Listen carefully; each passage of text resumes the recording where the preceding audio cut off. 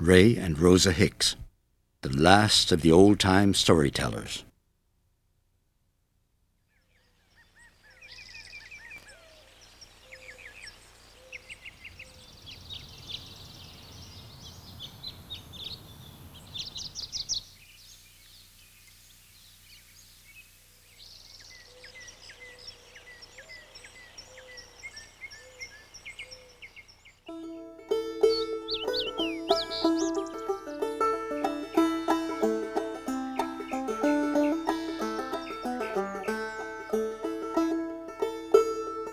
High up in the Blue Ridge Mountains of North Carolina, in an area known as the Back Country, Ray and Rosa Hicks live a simple life.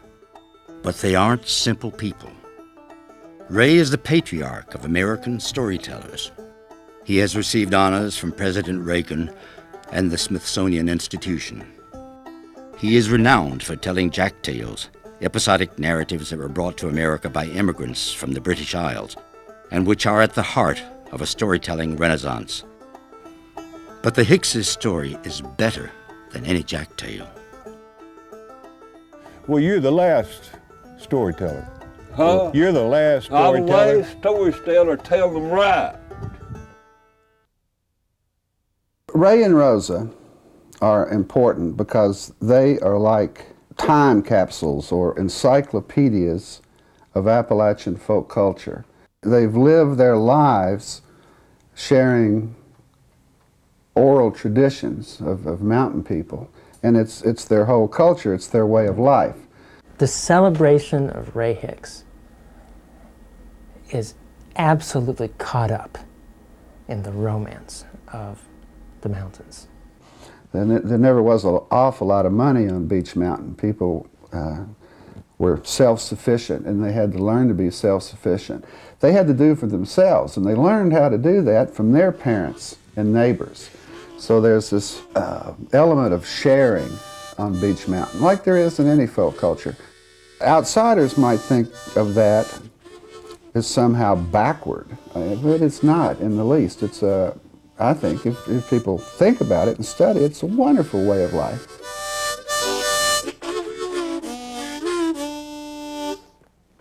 Short life in trouble, few more words we part.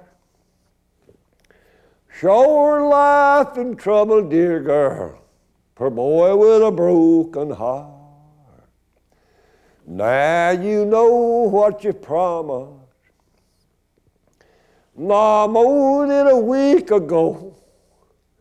You promised that you'd marry me, standing in your mama's door. Says now you broke your promise.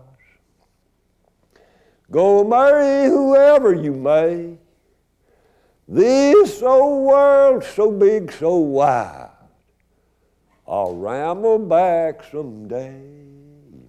Somehow Ray is almost like a mountain speaking. You know, there's something so powerful, so elemental, so just Ray there. So that he is the same on that bench as he is in a tent with 1,000 people. And there's something so wonderfully encouraging about that, that you can be yourself. I heard a storyteller once saying, Ray Hicks is the last man that can be himself on this earth. And I have to put my teeth in now to play the harp. And so I just like I am at home, I don't try to hide nothing. It's just nature. There was a man sitting next to me who was taking notes. And he was taking notes, and my wife says, "Why are you taking notes?" He says, "I'm listening to an institution." And he says, "I don't want to miss anything that he's saying because when he leaves, it will be the end of it." I had to go to London and to fetch me a wife. If you define sophistication as someone who's at home in their own culture, he is the most sophisticated man I have ever met. Millions of people around the world have heard Ray or have heard about Ray, and it's a huge gift that he's given us. And I think if any of us could have just a little bitty taste of the generosity that he has in his heart, our world would be very different. And so I followed him around listening, and each time I heard him, it got better and better until the point where I could just sit there and just relax, close my eyes, and I could be there with him. All people have always listened to and told stories, and it blurs those lines between us. It reminds us that we are all the same. Long about midnight, when I get so doggone blue, I'd give this world and half of my life if I was only married to you. Short life in trouble. You know, sometimes we think of hard times if the electricity goes off for an hour or two. And Ray, you know, had to walk through the snow a lot of times without shoes, and he had not any food for a while, for long periods of time. And he started working when he was, you know, just a young boy to help the family out. He had really hard times, and instead of that turning him away from people or turning him to a bitter side, instead it opened him up. Hi to everybody.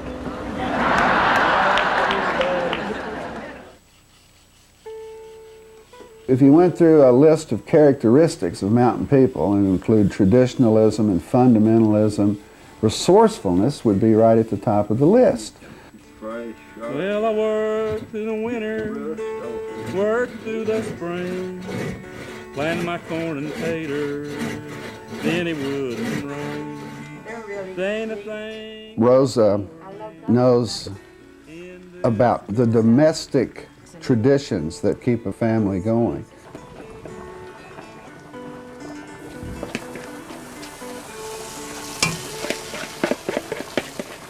And back then we didn't put nothing in it no more for your cornbread. Anymore I put a little margarine in it. Sometimes I put some mayonnaise.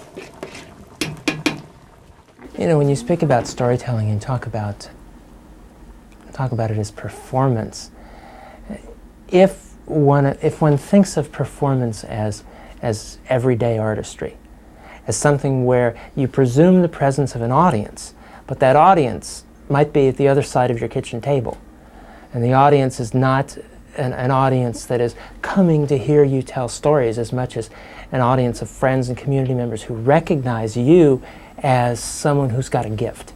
Come on to eat, and Ray and Ted. This is about greasing the gears of everyday life, making the everyday sparkle. Come on, come on. What's wrong with you? You stuck to your chair? Hush up, honey, now don't you cry. It was about appreciating those in your midst who were the artists. And it could be a storyteller, or it could be a cook. Reach the beets over here, Teddy. I need some margarine in this, so I just leave a fork in it. Yeah, I stayed with the bears back there in the beach peeling that wild cherry bark to make a living. The Hickses live the way they do because they want to keep what they have. Indoor plumbing would raise their property taxes. Electric heat would cost them even more. Every morning, Rosa brings in water from the spring house to use throughout the long day. Washing up without running water presents no problem. I never will marry, nor be no man's wife. I expect to live single all the days of my life. My love's gone and left me, the one I adore. He's gone where I shall never more see him no more. Plunged her fair body in the water so deep, she closed her blue eyes forever to sleep.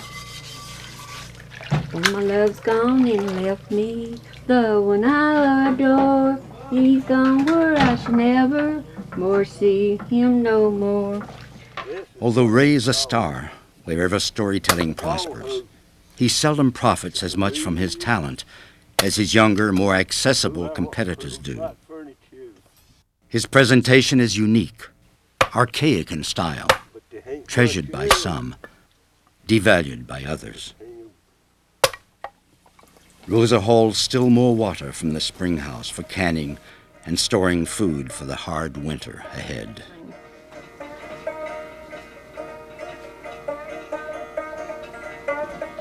Then you got them. Hang them up behind the stove. Like generations before them, the Hickses, Ray, Rosa, and Ted, the youngest son, make do. Hardly anything goes to waste. But my old hen, she won't do. She lays eggs and taters too. And supposed to went to California before he retired and was beside of Johnny Carr on stage with it. On stage I was supposed to, and I couldn't make it. California. Next time catch your cackle in the pod.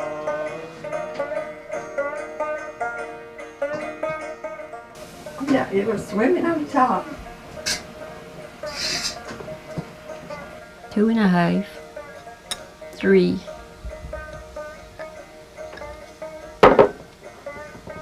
It's 3.5. We're not getting too full.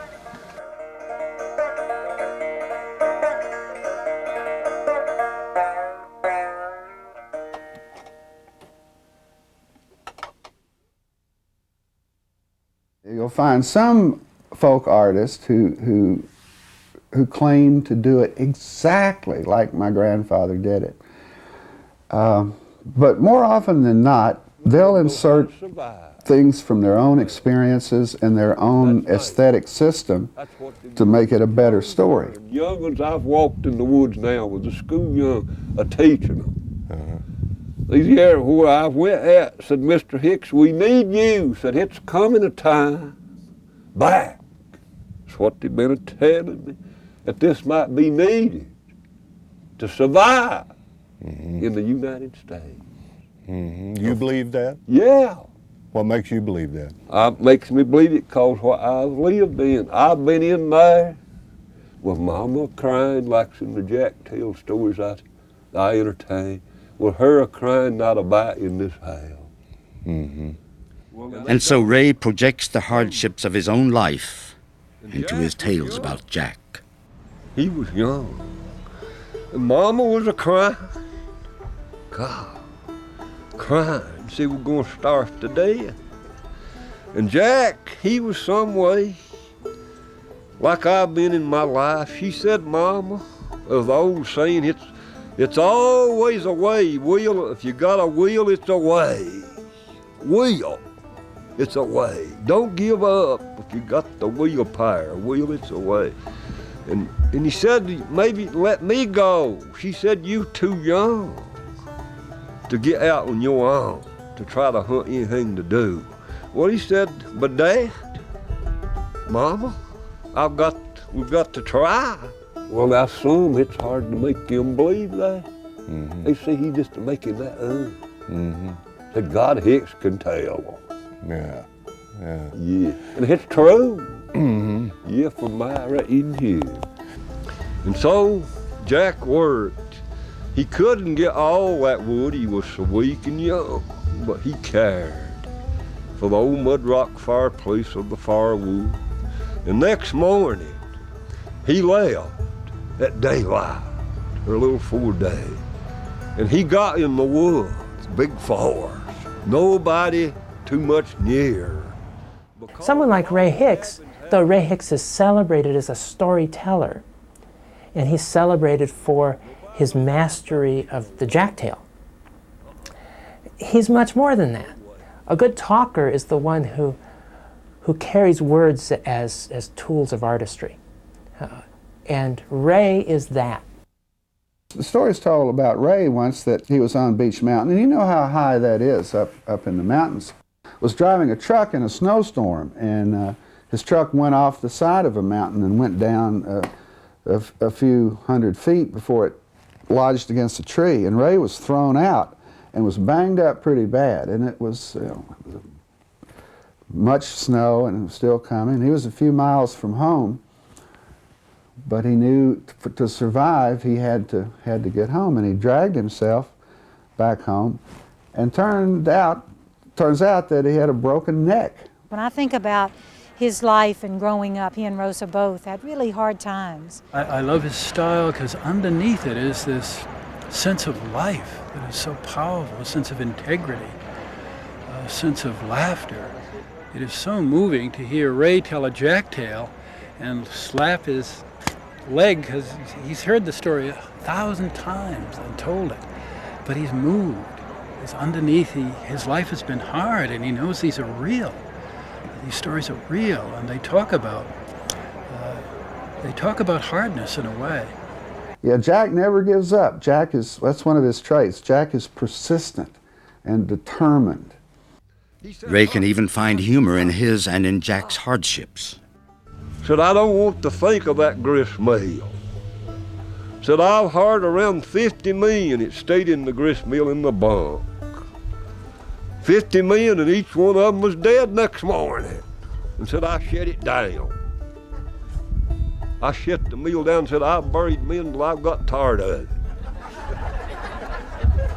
And so I hope dig the last grave. They used to have to dig them 6 feet deep with a homemade coffin and dig a vault and then lay boards over it, over the corpse. And 6 feet deep, and now you can get by with 3 if you hit a rock. Ray and Rosa, I think, in many ways are typical of Appalachian mountain people throughout the Appalachian plain, throughout the range. Like many Appalachian people, much of Ray's knowledge about nature comes from his Indian background. His great-grandmother, Alice Trivett, was Cherokee. I grew up in the woods, forest, had to live. Started in it at 6 years old to get my shoes and clothes. Ray knows about plants and herbs and how they can heal. Right here now is spigonard, kidney medicine. Right here. Horse mint's my name, my old name. And the new name is bee-balm. Bee-balm. It's a mint in there. Good. Good for your stomach to make a tea on it, taste it. That's lobelia. The new name is silverbird or white mahogany, and we called it white bird. Right in there could be foxfire when you split it open. And that really lights a fire, this does. I clean it this way before we put it in my stick. That's a trillium right there. That's a painted tree, young one right there. Mountain service. Services, bears eats them. This is a new name is jewelweed in the flower book. Well, the old name is touch me not. This wild cherry bark right there is. You all want to taste? Here, take him to taste that. And they said that if you didn't kill, put them off sleeping and never wake up. I'd God. Well, I said, I'll chew it and let's just go to sleep together. This is good for your blood and a lot of other, and your strength and appetite's the main thing, make you eat. And some said they didn't want that, didn't have nothing to eat no how. Said they didn't want nothing, said they wanted the rations, and they didn't want nothing to make them eat a lot. Our Blue Ridge Mountain has got more of the medicine for us to use than any other place. In the Blue Ridge Mountain. I didn't know that. And see, here's a song that I like. I'm going across the Blue Ridge Mountain. I'm going across the Blue Ridge Mountain. I'm going across the Blue Ridge Mountain. Never expect to see you anymore. Oh, how can I keep from crying? How can I keep from crying? How can I keep from crying? When I never expect to see you again, one another again, you could say. Yeah. Yeah, right there is a young hoo-wah with somebody with a bloom on it. Smells a little like a skunk. And somebody smelled of it and said, hoo-wah! And that started the name hoo-wah, to know it apart. Yeah, hoo-wah! Hoo-wee! Rosa Knows about plants and herbs and what they can be used for and how they can be used to cure and heal folks. Well, this is sassafras, and you get your little limb, tender limb, and get right in the center of it, and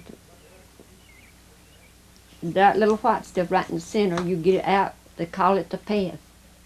And this is what we use to wash our eye, something get in it, or it's a bothering.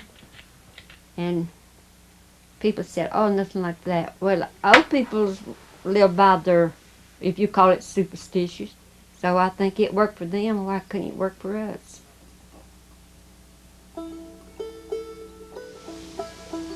Yeah, I can give Ray some. He'd probably like that some of these. She's a master gardener.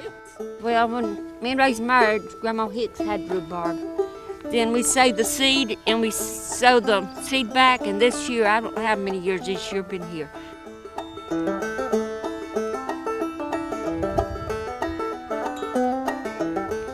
And knows all the botanical lore. Ever since I remember. Mom always give us a place in her garden.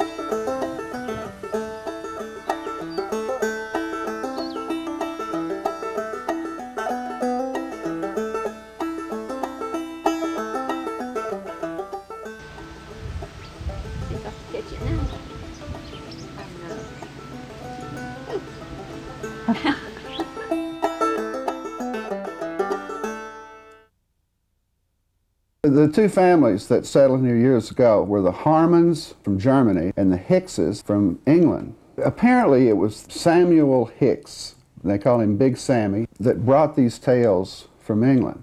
Although it's almost certain that the Harmons knew the tales too, because they came from an area in Germany where the Grimm brothers, Jakob and Wilhelm, collected folk tales that we know now from their famous book, Children's and Household Folk Tales. Most people know the stories and the songs and the beliefs and the rituals. They just don't happen to be what folklorists and anthropologists call active bearers of tradition. It's like joke tellers. Well, Ray and Council Harmon and Big Samuel Hicks were active bearers of tradition. They were performers. They were good at it.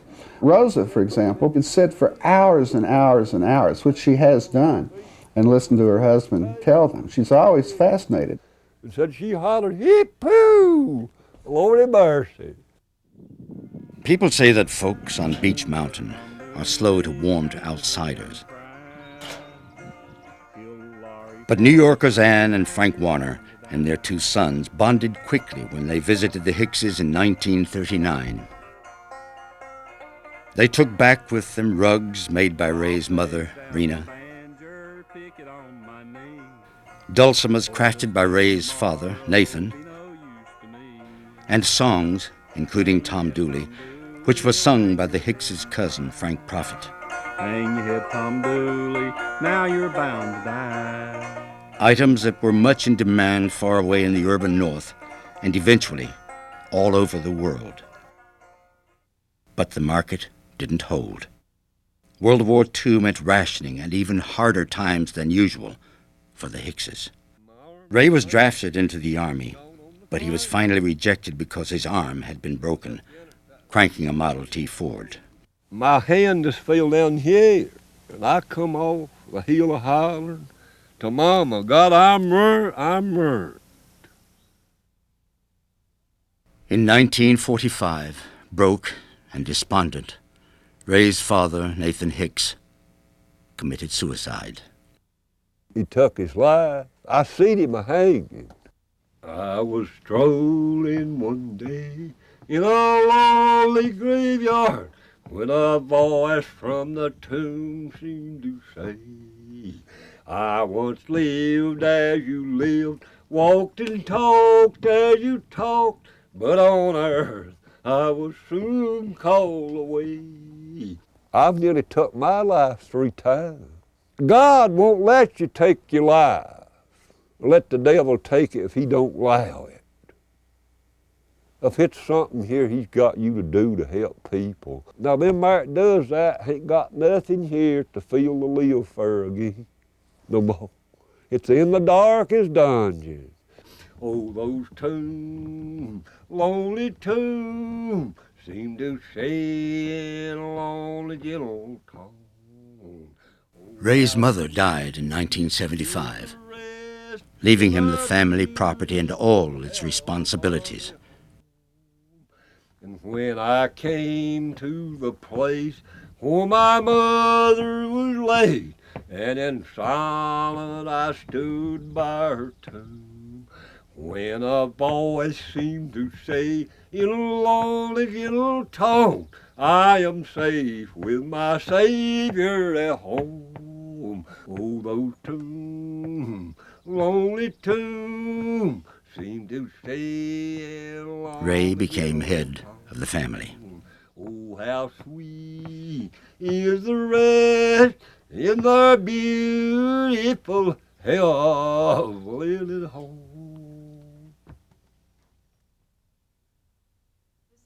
But grim times had their bright moments too. Ray, who believes in many things magical, has been well served at least twice by fortune tellers.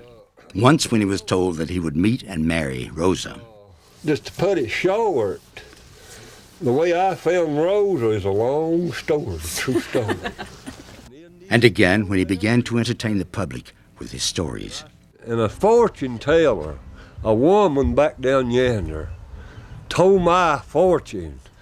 And she said, young man, you've seen it hard now, but said when you get in your 40s, you'll hit something. And it come to all this started. I think if you looked through the mountains, they had talkers. They weren't storytellers. You know, they weren't narrators. They were just talkers. They were good talkers who you could go to and trust that you could hear something unfold that was going to cause enjoyment. And they might tell them sitting in front of the local store. They might tell them, you know, at whatever gathering place there was, be it where you go and bring your furs or where you sell your herbs. Those are the kind of places where these people would hold court in a very informal way. They would be there, they would be recognized, they would be appreciated. It wouldn't be seen as performance. Ray has always been a talker, but he began telling stories publicly in the early 1960s at a nearby elementary school. When I first performed for really for money was a $10 to Lima Creek Holly. So on Sunday afternoon at the first Storytelling Festival, which was 26 years ago, and they introduced Ray and this huge giant of a man, you know, all 6'7" of him, set up on that stage. He was as stiff as a board, and that microphone coming up, and I was thinking, you know, what is this now? Is this right to bring somebody out of the mountains and put them behind this machinery, you know, and have them tell stories in this way? But as soon as he started his story, everything just melted all around him. And all of a sudden, he just kind of became the mountains. He became Jack himself. I was fortunate the first time Ray came here. We had no idea who he was other than the fact he's Ray Hicks. I'm talking about Jonesboro. He got paid for the total weekend $75. And I know we all felt good, because what we said was we've helped him pay his land taxes. And was in all it trying to get the land, and I says, God, if God gives me strength, they ain't gonna get this property. To keep the land, you have to pay the property taxes on it. So our feeling about the storytelling at the end of it, when we were sort of sitting around with our shoes kicked off, was this is good because it helps people pay property taxes. What happened with, in this century, in the sort of the last decades of the last century, and then through this century, with the outsider interest in things Appalachian, and the attempt to use the mountains as a symbol of something else, as a symbol either of the American past and tradition, as a symbol of that which needs to be pulled up to join the rest of civilization. You know, however that was framed, forces came in that brought with them all kinds of power. And they carry with them not only prestige, but more importantly, money and resources. And those resources, those enter into this equation, and they change things. Nowhere is change more evident in Appalachia than in the multitude of festivals that are held throughout the mountains. The National Storytelling Festival at Jonesboro, Tennessee, has been a highlight of the Hicks' year since 1972. They prepare day in and day out for festival appearances. But the day before going to Jonesboro is crucial as they gather up their goods to sell there. Dried apples, carefully packaged. Ginseng for what ails you. Hand-carved wooden toys and doll houses for the young at heart. And bird houses for the spirit that sings. Know a lot of them ask me, and will this time if I live to get there, Mr. Hicks, what story you gonna tell? Well, I say, I just tell the one that hits me when I speak to my people when I hit the mic. On the wild stormy deep, with Jesus all sweet, and hold to his loving hand, in a home above, I'll be there with God, and rejoice in a happy land. The night before, an unquiet sleep.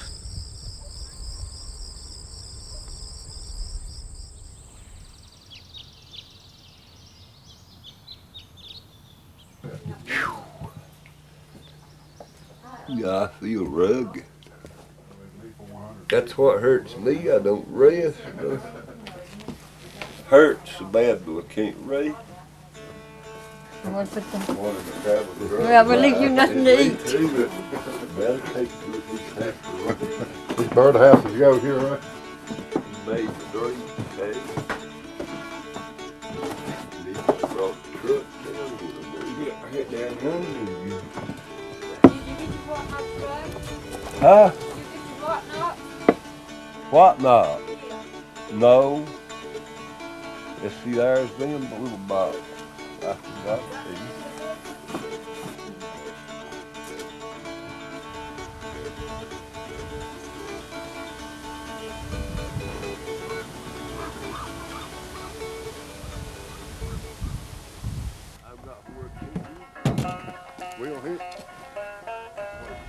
Each October, they faithfully make the pilgrimage through the hills. Going across the mountain, oh, fare you well. I'm going across the mountain, you can hear my banjo tell. Got my rations on my back, powder is dry. Go across the mountain, oh, Chrissy, don't you cry.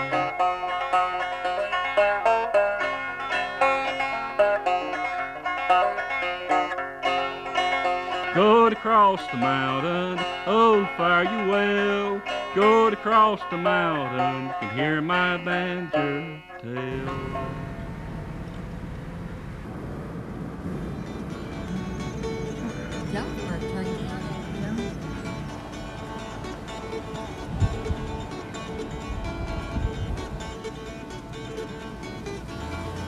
Well, you want to stay here till hunt them up? No, I'll walk those days. Here we are! Here we are! Here we are! Got with Okay.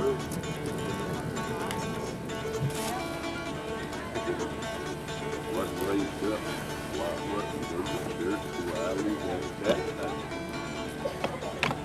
Is that the dancing dog? Yeah. We put bowl in the chair every day. Okay, because my granddaddy had one of those. Forward weed.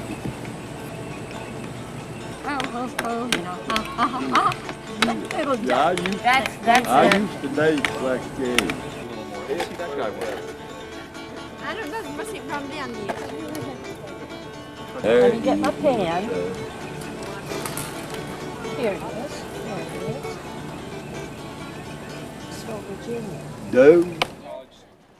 Whenever you have outside forces that move into a community will respond, will change. Culture is always dynamic, it's always changing, so there's nothing unnatural about that. The social reformers who moved into the mountains, one of the things they did was valorize, foreground certain arts that they saw as truly representative of the Appalachian people. America is a nation of outside influences. Whatever comes into the mountains soon becomes distinctly Southern.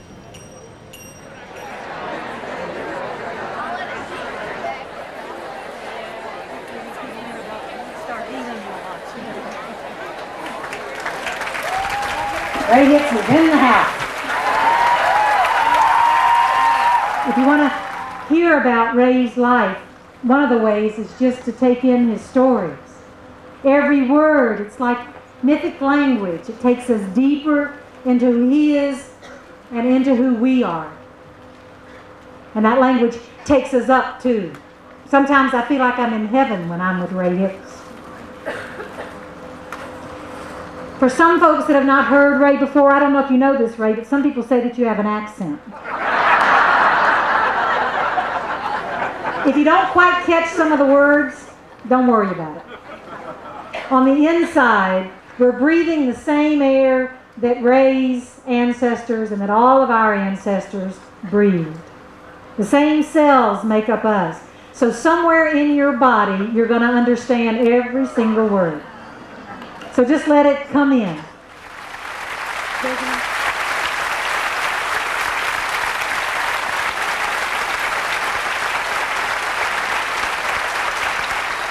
Them rabbits got away and they look a little like a mule. He come back and said, son, said, you keep them mule eggs, and if they run that fast, that little like them do that little to get drunk. That's the first thing that happens is I get to hear my daddy's dialect and all these old men's dialect of these mountains in the form of Ray Hicks, and I think he's so special, but then again, he's every old daddy and granddaddy around in these hills. But for the people that aren't familiar with our tongue, he's enchanting in that he's reaching across the ages. He's something old that they can touch and listen to and real, something that was never in a book. I think it's a reminder to us who are storytellers who sort of do it in a way that he doesn't do it.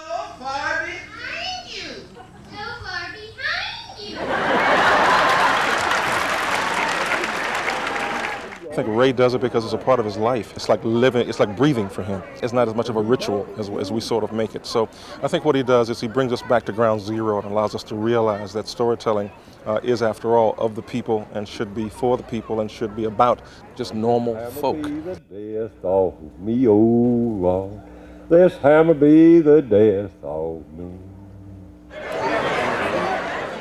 I made a conscientious effort to see him today because there are a lot of tellers I wanted to see, but he was the one I had to see. He's a national treasure. The Smithsonian called him a legendary icon. He is the man in storytelling. Rosa's a good, sweet thing. If you've seen her, you know how sweet she is. She's a perfect mate for him. She's a perfect booster for him. She's keeping him going. He's keeping her going. I'm sure you've had a good time, haven't you? Yeah. Take away, Ray.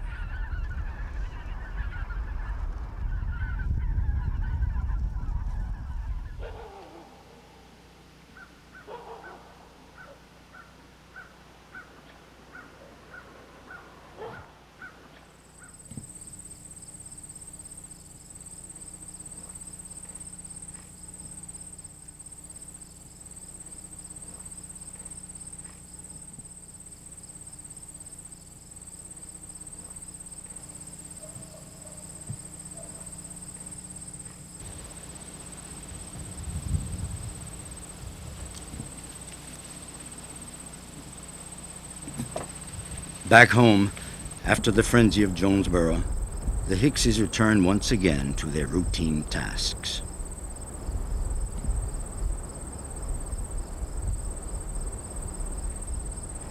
I believe it was the best it's been since it started.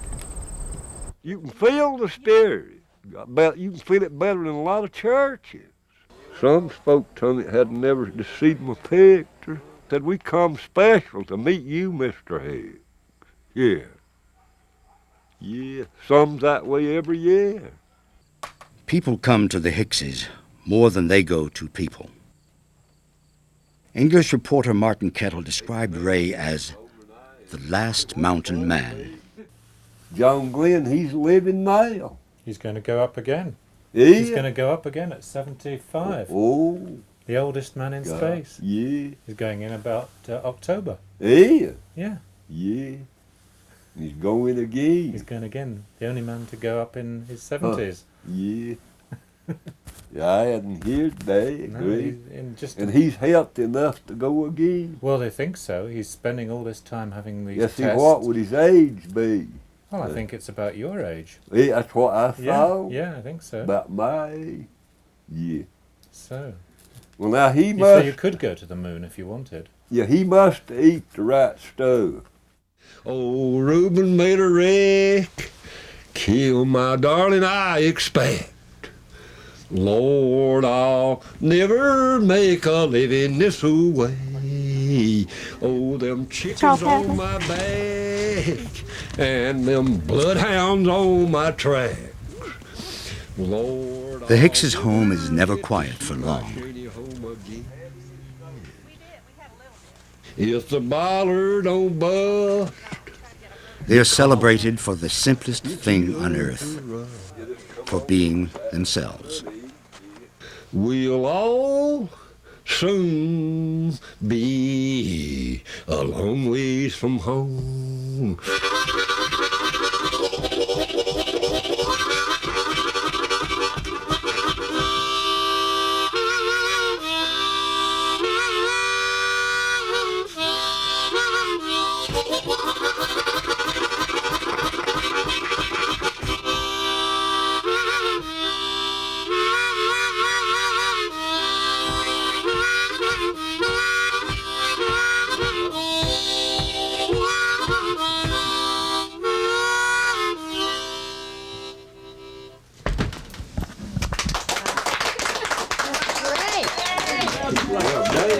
That's right. My time. I think Ms. Hicks represents a whole world of song up there. There's a lot of there's always been a women's arena of song in the mountains. I think a kind of performance that was by and large constrained by social norms. It wasn't as public. It was a performance that found its public voice in the church, but found its private voice in the home, in the yard, in everyday situations. But this is a song we sung when we at the prayer meeting that had in homes when they started breaking up, shaking hands. And this is a song that I remember the old people singing. The morning star.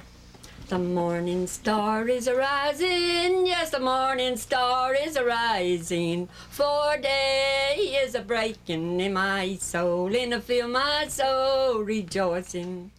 You hear a lot of stories about that tradition, and it seems to me that Ms. Hicks fits in that tradition. She's one of those women who were these bearers of tradition, of an older tradition that was, in many cases, I think, passed on through women. The morning star is a-rising, for day is a-breaking in my soul, and I feel my soul rejoicing.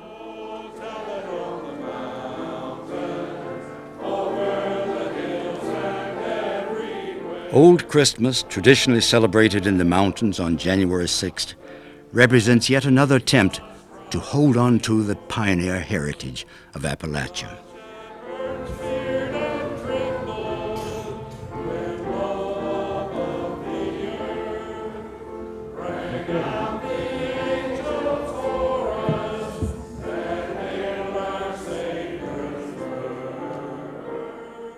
People come from all over to it because I'm finding that in the United States that people are searching for a rock to hold them, to give them some stability, and this is just one of them. There's many others, but this is one of them. And so we hung our stockings up beside the fireplace. Next morning, I wasn't about 5 or maybe going on 6 years old. And we slept upstairs and come down. And what had happened, it snowed up so drill till they couldn't get the heating to get no Christmas, but they kept it hid from shy. And I was a crying, not and feel him down. And me at 76 years old, I was a crying. And nothing in my stockings, nothing in none of the other children, my brothers and sisters, not a thing. And Mama says, Ray, don't cry. Said Sandy got froze to death in North Pole, reindeers and all. And I can see him there on the sleigh. I could see him there on the sleigh dead, and the reindeer's dead. And she said, besides that, they don't hatch out many Santa Claus. They just a few.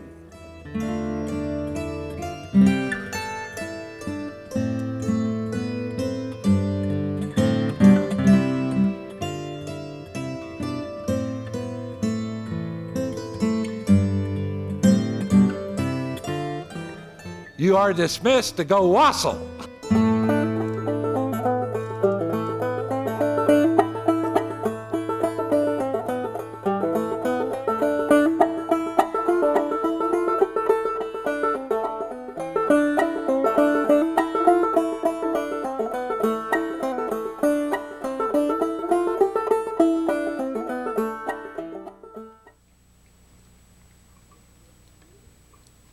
The way I feel with it, with what I know, he's using me ahead. I was one of his, like you spoke it there, predestination one. Right. No doubt. I was one of. Devil jumped off between my backs there. One night I was walking in with a single. Mm-hmm. And I could feel him between my shoulders. He spoke with a voice. He said, Ray, you got to take your life. And I fell on my knees in the little old road, and I'd go, oh, I don't want to die now. And that was tough, and I can't take my life. Mm-hmm. I went with God. Mm-hmm. So. Mm-hmm. And when that light come, made me feel, and a voice spoke, said, Ray, hold on, your times are coming. Well, here is Williams now, Ewan, a Camry. Here we are, that's right. Said, your times are coming, they're coming out of it. Well, I told God I didn't want all the wretchedness that people maybe some have. I just give me a little what they've got and I'll be satisfied. Well, I'm riding on that new river train. I'm riding on that new river train. The Hickses have a special way with young people. In this case, a group of high school students from nearby Shelby, North Carolina, visited the Hickses on the occasion of their 50th wedding anniversary. But what the students really found in these hills, only an hour's drive from their suburban school, was a sense of their own values, all strictly homespun. That new river train. Toot, toot, toot. Riding on that new river train. Ray and Rosa, I mean, their love story is just, just great. It was different because a group of teenagers became interested in these old people up on a mountain. We learned a lot about each other through Ray and Rosa and their story. Same old train that brought me here is going to carry me away. When you saw no electricity, no running water, and etc., those things aren't really needed. It's going let you carry me away. We spend a lot of our life on the internet in the fast lane, eating a McRib on the run. When you step back into nature, you see just how peaceful and calm and how wonderful life can just be.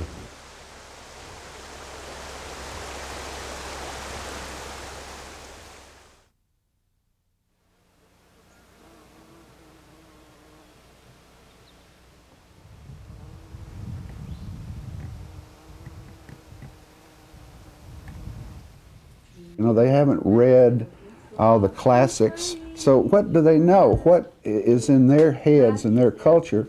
It's what Jack would do. It's more than just a fictional story. They're kind of like scriptures, valuable lessons for life, how to behave, how to live, how to treat other people, how to respond to problems and different things that come your way. God told Hezekiah, it's a message from on high. You better get your house in order, or you will surely die. He turned his face against the wall, he prayed and he cried. He got his house in order. God spared him 15 years. There's a little black train is a-coming, better set our business right. That little black train is a-coming, and he might be here tonight.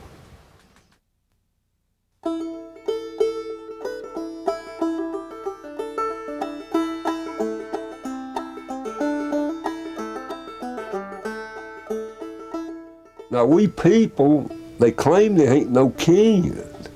But now we've kin to all nationalities regardless of race or tongue. I caught that a few years ago.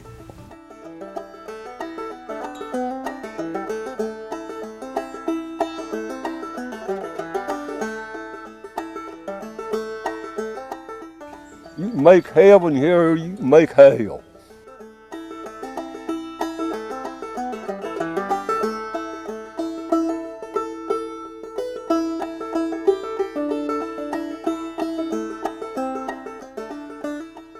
Study with me now. We ain't married one that's here now. Go live right on, whatever you do. What would happen if nothing didn't deceive? Wouldn't be no topsoil to grow nothing to eat. Ain't nothing never died yet. It just has to die to go back through the planet. I caught that on my own.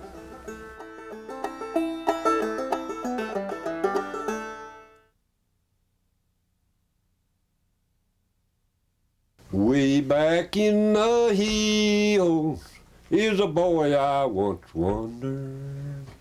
Very deep in the grave lies the one that I love.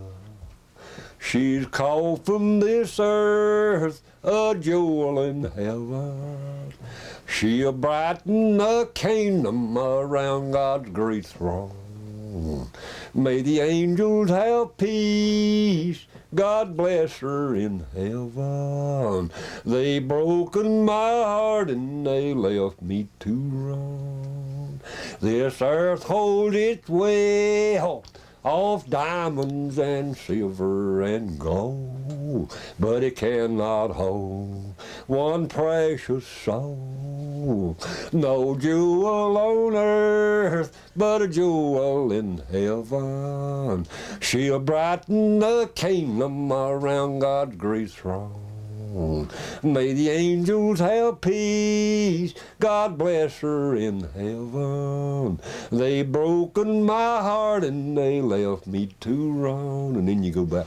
Way back in the hills is a boy I once wondered. Very deep in the grave lies the one that I love. She is called from this earth a jewel in heaven. She'll brighten the kingdom around God's great throne. May the angels have peace. God bless her in heaven. They broken my heart and they left me to roam.